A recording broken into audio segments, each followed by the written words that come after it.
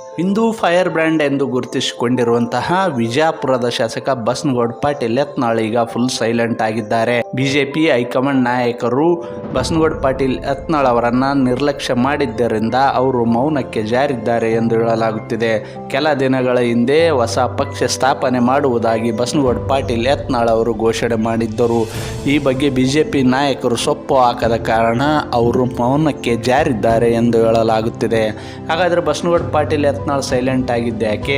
BJP high command ಈ ಬಗ್ಗೆ ಗಮನ ಹರಿಸುತ್ತಿಲ್ಲ ಯಾಕೆ? ಈ ಕುರಿತು ಇನ್ನಷ್ಟು ಮಾಹಿತಿ ನೀಡ್ತೀವಿ. ನಮ್ಮ ಚಾನಲ್ ಸಬ್ಸ್ಕ್ರೈಬ್ ಮಾಡಿ, ಶೇರ್ ಮಾಡಿ, ಲೈಕ್ ಮಾಡಿ, ಹಾಗೆ ಕಾಮೆಂಟ್ ಮಾಡಿ. ಮಾಜಿ ಮುಖ್ಯಮಂತ್ರಿ BS ಯಡಿಯೂರಪ್ಪ ಹಾಗೂ ಬಿಜೆಪಿ ರಾಜ್ಯಾಧ್ಯಕ್ಷ ವಿಜಯೇಂದ್ರ ವಿರುದ್ಧ ಇಲ್ಲಸಲ್ಲದ ಆರೋಪ ಮಾಡಿ ಬಿಜೆಪಿಯಿಂದ ಉಚ್ಚಾಟನೆಗೊಂಡಿರುವಂತಹ ಬಿಜಾಪುರದ ಶಾಸಕ ಬಸನಗೌಡ ಪಾಟೀಲ್ ಯತ್ನಾಳ್ ಈಗ ಫುಲ್ ಸೈಲೆಂಟ್ ಆಗಿದ್ದಾರೆ.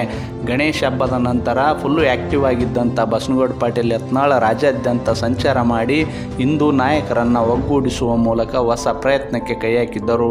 ಆದರೆ ಈ ಬಗ್ಗೆ ಬಿಜೆಪಿ ಹೈಕಮಾಂಡ್ ಯಾವುದೇ ಸ್ಪಷ್ಟ ನಿಲುವು ತಿಳಿಸದ ಕಾರಣ ಬಸನಗೌಡ ಪಾಟೀಲ್ ಯತ್ನಾಳ್ ಅವರು ಸೈಲೆಂಟ್ ಆಗಿದ್ದಾರೆ. ಕೆಲ ದಿನಗಳ ಹಿಂದೆ ಹೊಸ ಪಕ್ಷ ಸ್ಥಾಪನೆ ಮಾಡುತ್ತೇನೆ, ನನ್ನ ಪಕ್ಷದ ಚಿಹ್ನೆ ಬುಲ್ಡೇಜರ್ ಆಗಿರಲಿದೆ ಎಂದು ಹೇಳಿದ್ದರು.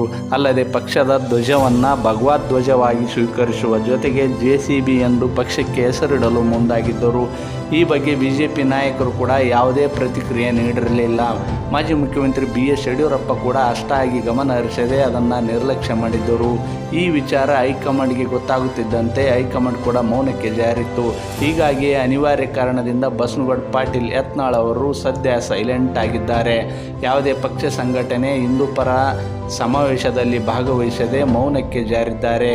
ಕೆಲ ದಿನಗಳ ಹಿಂದೆ ವಿವಿಧೆಡೆ ಸಂಚಾರ ಮಾಡಿ ಬಿಜೆಪಿಗೆ ಸೇರ್ಪಡೆ ಮಾಡುವ ಬಗ್ಗೆ ಸುಳಿವು ನೀಡಿದ್ದರು.